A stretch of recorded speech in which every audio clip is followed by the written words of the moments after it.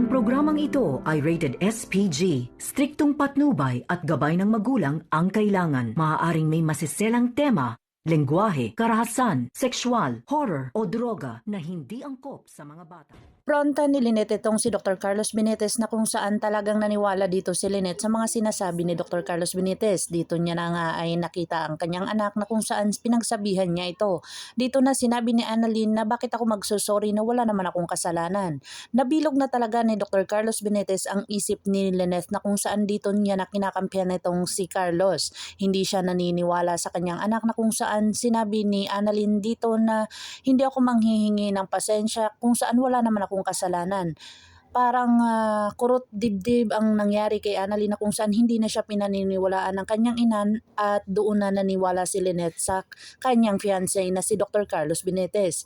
Dito na nga napilitang maghingi ng sorry itong si Annalyn sa kay Dr. Carlos Benitez na kung saan hanggang sorry lang ang kanyang nagawa dito. Dito niya na sinabi kay Regan na talagang parang wala na siyang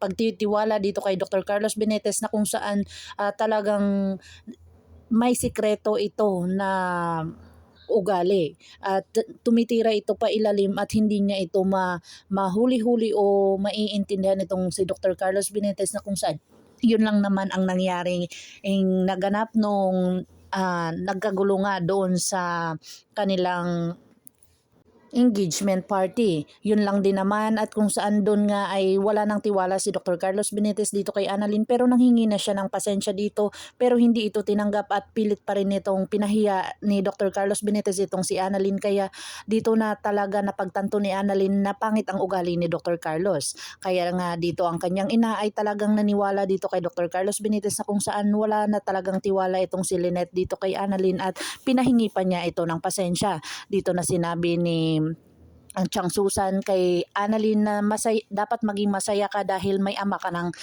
pangalawa ka ng ama na si Dr. Carlos Benitez na napakaswerte nyo na kung saan mabait si Chinito.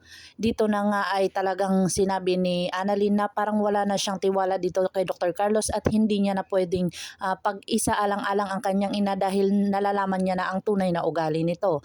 Abangan natin ang mga susunod pa na episode nito. Ang abot kamay na pangarap. If you like my story, please like, share, and subscribe para ma-update po kayo sa mga susunod pa. Yan lamang po at maraming salamat.